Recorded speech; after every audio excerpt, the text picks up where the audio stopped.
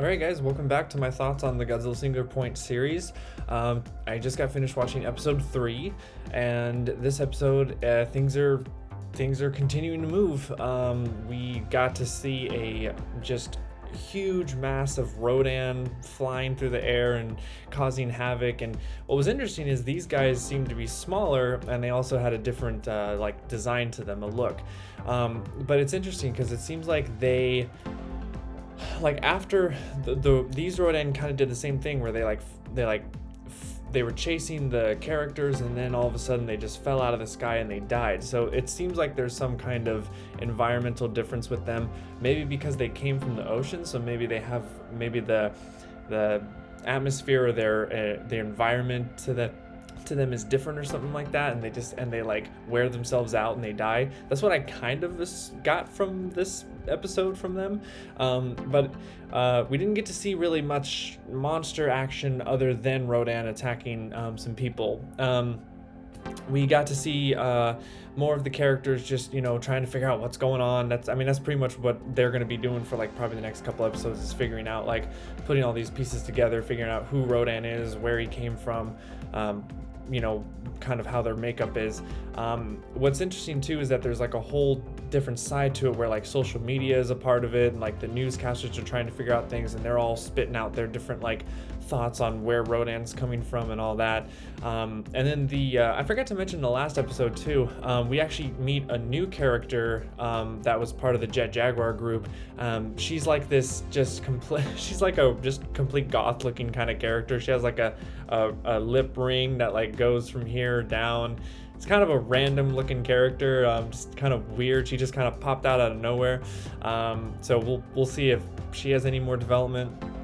In terms of the main characters, the biological graduate girl, I'm probably not going to memorize their names because there is so much dialogue that goes by. I've seen a couple posts on social media that this series has a lot of information thrown at you at a really fast pace, which is kind of what anime does. And for me, it's really hard to watch a lot of anime series because that's what they do. They like to just throw so much exposition at you to where you're kind of you have to watch the episode a couple times. But that's why I don't call these reviews. I call these just my initial thoughts, because I'm not going to be going in depth about what the episode's about, because there's probably going to be things that I'm going to miss. But anyway, so yeah, the smart girl with her little computer companion person. I'm really liking this little computer AI thing or whatnot. It's a really funny character. Just the way that the dialogue is between back and forth, and I just think it's a really funny character. The two guys, the big bulkier guy, he made this these antenna things that kind of have the same signal that attracts the Rodan monsters. So they kind of use that to, as the Rodan were attacking the city, they kind of used that to lure them away from the city. And then of course they get into a little bit of a car accident where they hit a bus or something like that, and then there's just this whole tense moment where there's the old guy gets separated, he's in a bus with two other people, and then the two other scientist guys are in this other gas station room with two other people, random citizens.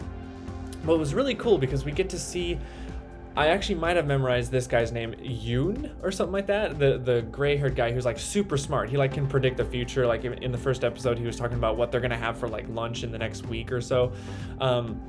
He figured out this whole way with these bottles and this girl's bow that they shot it and it gave the same kind of sound or sonar thingy, whatever, science mumbo jumbo, to distract the Rodan so that they could go back out and pick up their little motorcycle thing to go distract them again. But yeah, there was a lot going on in this one for sure. And then the girl, she gets she gets this she gets invited to see this professor because the AI robot put together all of her research paper on her, I guess just her research in non-existent elements with non-existent things that aren't around, but she researches it. So her research actually got brought to this other professor, and then they want to meet, and so she also was given this like little glass box that looks to have like a little flower in it or something. So who knows what that's going to be about. Apparently it's important. So unless I missed something. So yeah, and then at the very end of the episode, I think we see Godzilla, I'm pretty sure, but he looks a lot different. So I'm wondering if they're doing the same thing that they did with Shin Godzilla, where this Godzilla is going to have different forms to him, which I'm excited about, because I thought that was one of the cool things about Shin Godzilla, where there were these different stages of his, I guess, evolution. So yeah, at the end of the episode, they just kind of, Godzilla's like chasing the submarine, and because they have the Godzilla theme music playing behind when they show this creature, so I'm assuming that's Godzilla right now, and then maybe he'll just get bigger and bigger and he'll evolve or something, or it's something completely different. I don't know, maybe they're throwing us for a loop. But yeah, lots is going on. I'm still very interested in what's going on. The show is very entertaining. It's just really cool to see Godzilla be done in this kind of different way. I'm still getting major Gamera 1 vibes from the Heisei series, like with Gamera versus Gyaos. There's like a lot of like the signals and Gyaos flying around and Ronan flying, like there's just a lot of similarities that I just get this vibe. I don't know where that's coming from, but yeah, it's still entertaining. I'm very interested to see where this is going. I have no clue where this is going to be, where the characters are going to go or anything like that, but yeah, I'm just interested. It's continuing to keep me hooked, basically. So yeah, that's my thoughts for episode 3. Stay tuned for my thoughts for episode 4.